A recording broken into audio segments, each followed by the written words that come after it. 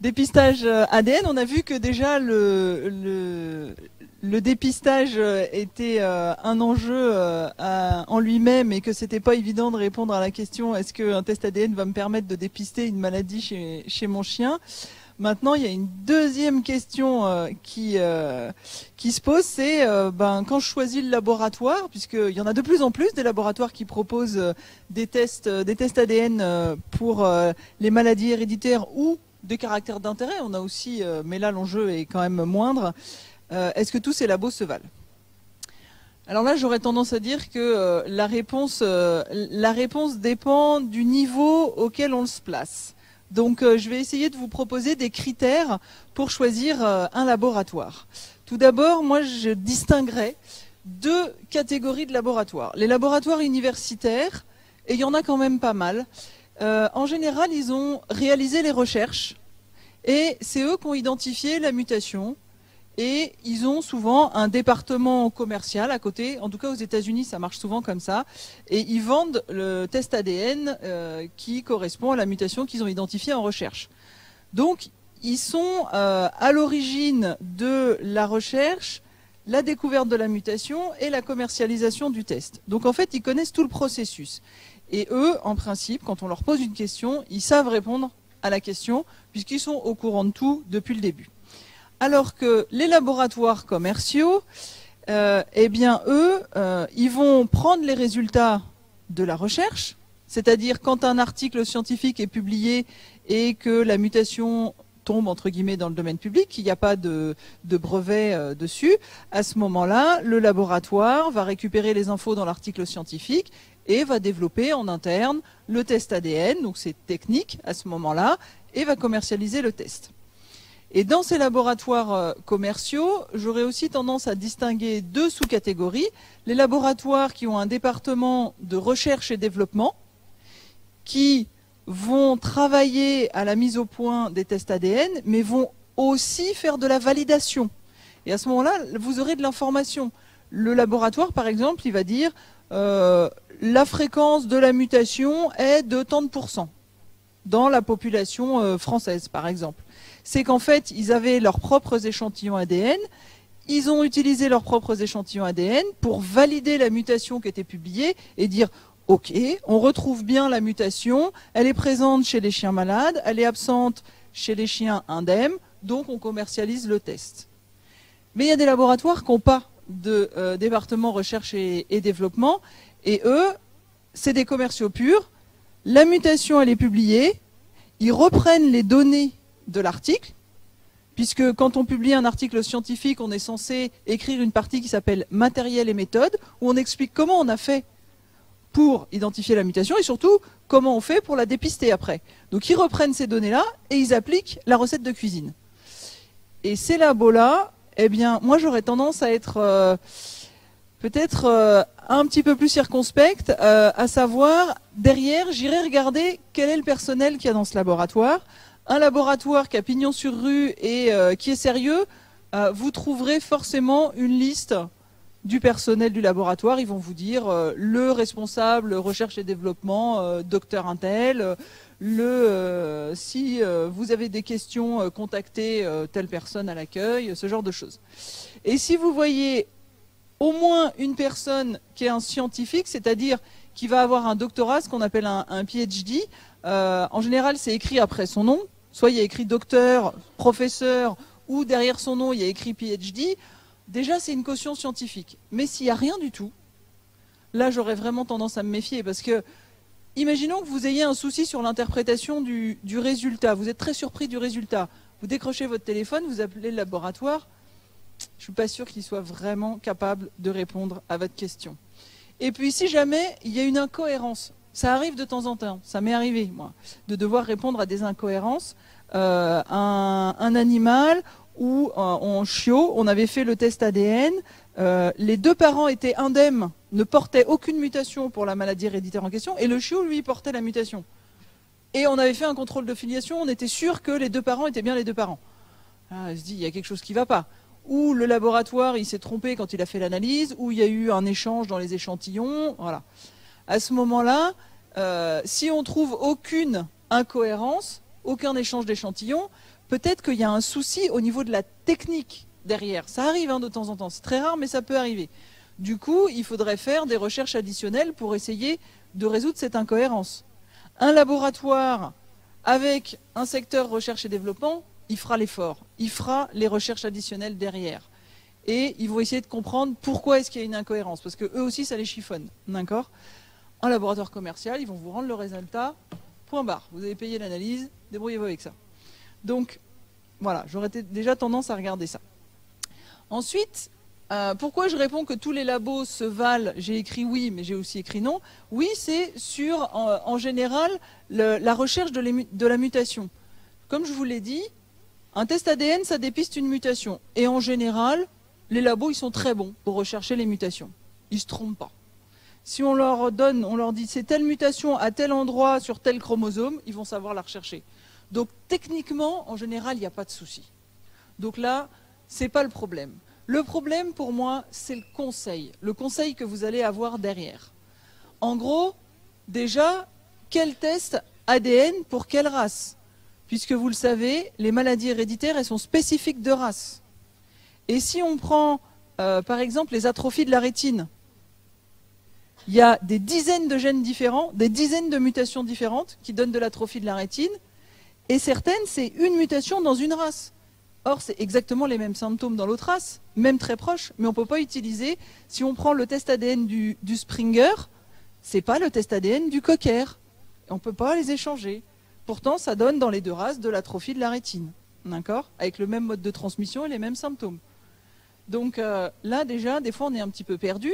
Donc, un labo un peu consciencieux, il vous fait une liste de maladies héréditaires avec le nom des races à côté qui correspondent et le test ADN qui correspond. On va voir que là, déjà, des fois, il y a des soucis.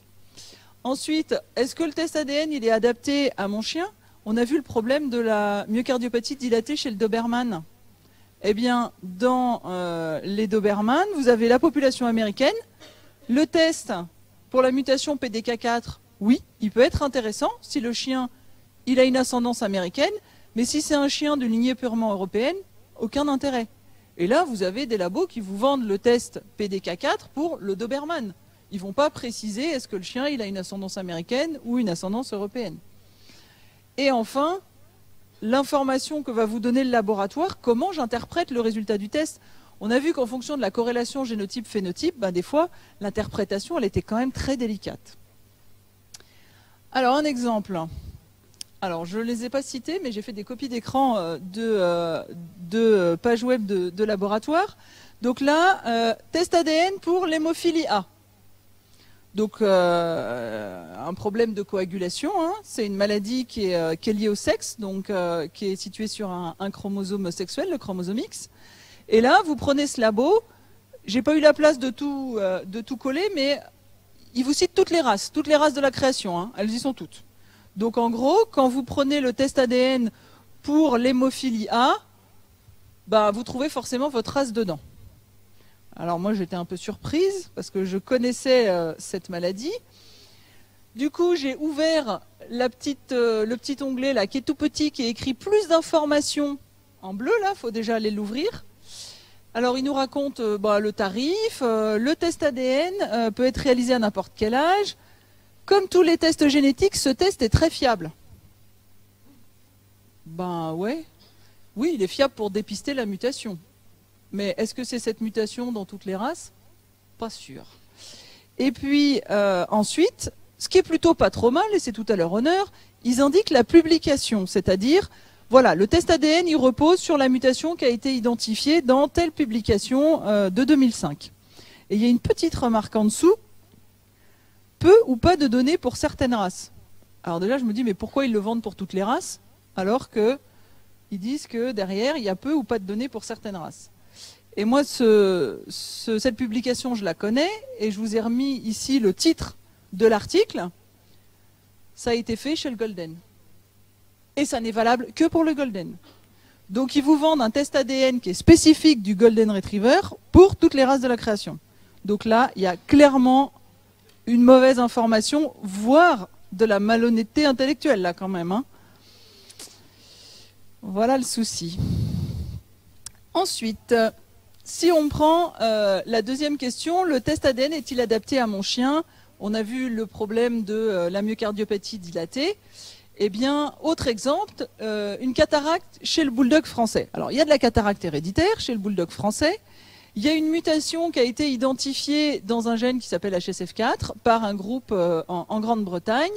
Et cette mutation, elle a été identifiée à partir de bulldogs français de lignée anglaise. Donc, étaient élevés en Grande-Bretagne. Ils ont été échantillonnés en Grande-Bretagne. Or, quand en France, on a essayé de retrouver cette mutation chez des chiens bulldogs français atteints de cataracte, mais élevés en France, donc de lignée française, on n'a jamais retrouvé cette mutation. Donc, en gros, le test génétique, il est bon pour les bulldogs français anglais, mais pas pour les bulldogs français français. D'accord ? Alors, pour la petite histoire, en fait, c'est la même mutation qui a été identifiée chez le Boston Terrier. Et il se trouve qu'en Grande-Bretagne, il y a eu du métissage entre Boston Terrier et Bulldog français. Ils ont mis des reproducteurs Boston Terrier dans la lignée de Bulldog français. Donc la mutation est passée chez le Bulldog français. Mais en France, nous, on n'a pas besoin de mettre des Boston Terrier dans nos Bulldogs français. Donc on n'a pas cette mutation-là. Mais si vous prenez le laboratoire en Grande-Bretagne, ici, l'Animal Health Trust, eh bien eux, ils vous vendent le test, donc pour le Boston Terrier, mais aussi pour le Bulldog français. Mais il faudrait qu'ils précisent que c'est pour le bulldog français de lignée anglaise. Si vous prenez un laboratoire français, ils vous vendent le test uniquement pour le Boston Terrier. Et ça, c'est normal, puisque la mutation, elle n'est pas présente en France. Donc ça, c'est honnête. Ça, il faudrait qu'ils précisent que c'est que pour les chiens de lignée anglaise.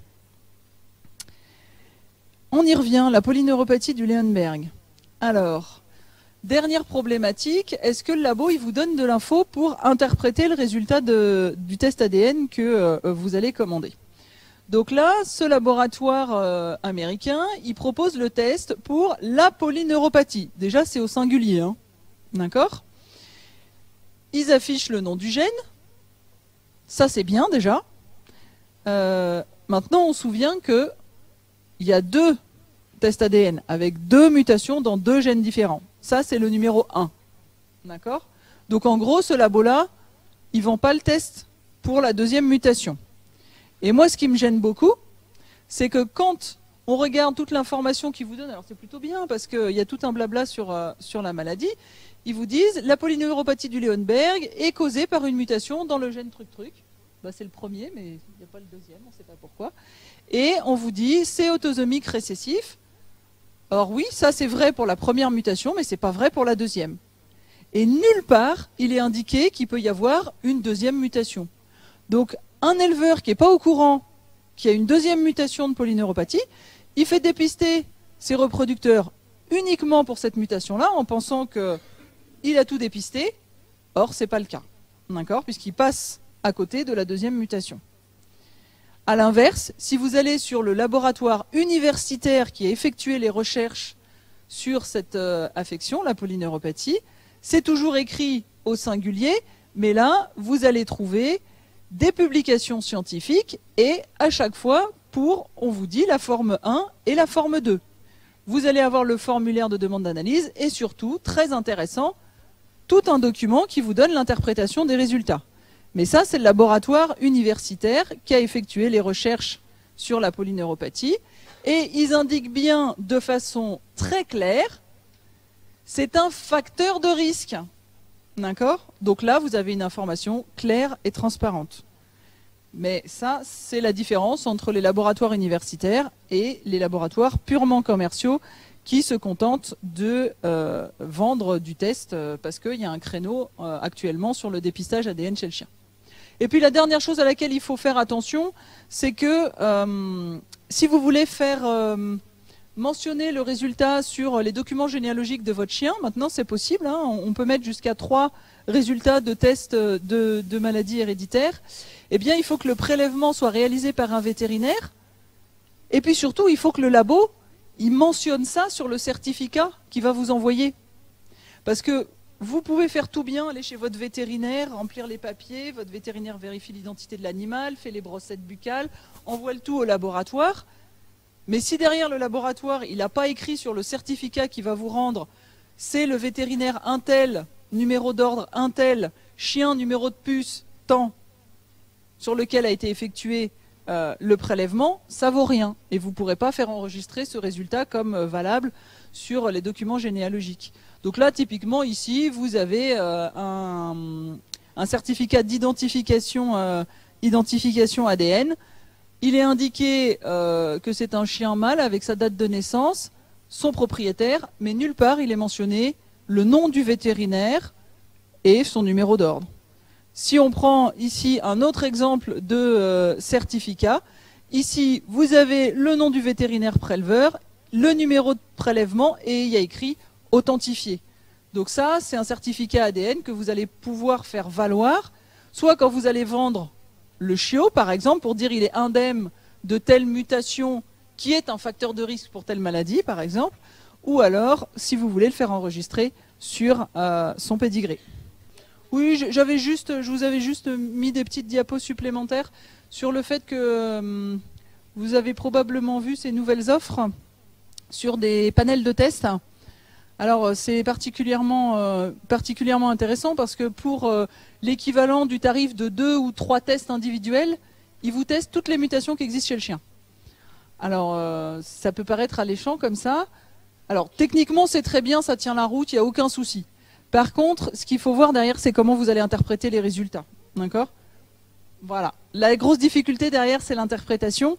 Parce que, comme on l'a dit, il y a des tests ADN qui sont simplement des facteurs de prédisposition, des mutations qui sont juste prédisposantes. Et puis, quelquefois, une mutation qui peut être responsable de symptômes assez sévères dans une race, eh bien, la même mutation ne va pas forcément avoir les mêmes conséquences, en tout cas pas avec la même sévérité dans une autre race. Donc là, il faut vraiment se méfier sur l'interprétation. Alors, voilà. Alors, pas tous. C'est-à-dire qu'il faut faire attention. Celui que je présente là, c'est plutôt bien classé parce qu'il vous classe les résultats par les maladies qui sont pertinentes dans votre race. Et ils vous font la liste. Il y en a, je sais pas, 3 ou 4. Et puis après, ils vous disent les autres variants qu'on a dépistés. Mais pour le moment, on n'en sait rien dans votre race si c'est pertinent ou pas, et vous avez le résultat. D'accord ? Donc voilà.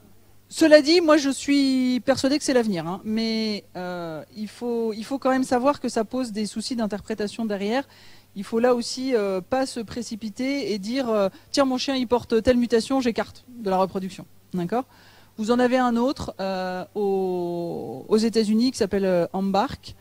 Là, au niveau du rendu des résultats, c'est pas très clair. Hein. Voilà. Autant celui-ci, c'est assez clair, autant celui-là, c'est un petit peu moins clair. Il faut savoir que à l'avenir, vous allez probablement recevoir de l'information sur ces panels de tests, puisque ils vont être largement distribués en Europe, donc c'est prévu. Du coup, ils vont être adaptés, on va dire, à la population des chiens européens. Puis la dernière chose que je voulais vous montrer, c'était le fait que, voilà, on peut faire enregistrer le résultat de tests ADN de dépistage pour des maladies héréditaires, que ce soit du dépistage clinique comme la dysplasie de la hanche, vous le savez déjà, mais là, par exemple, pour de l'atrophie de la rétine. Donc c'est tous les acronymes qui apparaissent en vert sur les documents généalogiques des chiens. Alors ça c'est le format papier.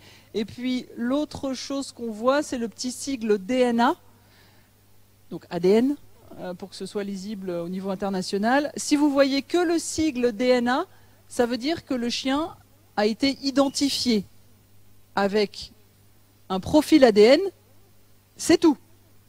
Mais si vous voyez le sigle DNA comp pour compatible, ça veut dire que le père a été identifié, la mère a été identifiée, le chiot a été identifié et la filiation est compatible. Donc là, vous êtes sûr de la filiation de l'animal. D'accord ? Mais si vous voyez juste DNA, vous ne pouvez pas en tirer quoi que ce soit. Et puis, je ne sais pas si vous avez déjà navigué sur le nouveau portail de la Société Centrale Canine, qui est le Love Select, qui met en ligne toutes les informations de généalogie et de dépistage ADN, ainsi que les résultats d'expo de tous les chiens qui sont enregistré Olof. C'est déjà pas mal. Ça permet de faire des mariages tests, de calculer le coefficient de consanguinité. Moi, je trouve que c'est déjà un bel effort. Après, ça va s'améliorer, l'outil va s'améliorer. Et vous avez également la base de données des maladies héréditaires, qui s'appelle Génodog, que vous allez trouver aussi en lien sur le site de la Société Centrale Canine. Donc globalement, ça va dans le bon sens. Il faut savoir que c'est un enjeu majeur, hein, le dépistage ADN des maladies héréditaires. Vous aurez compris que c'est assez compliqué, qu'on ne peut pas interpréter à la va-vite en disant le chien porte la mutation, donc il est atteint, donc je retire de la reproduction.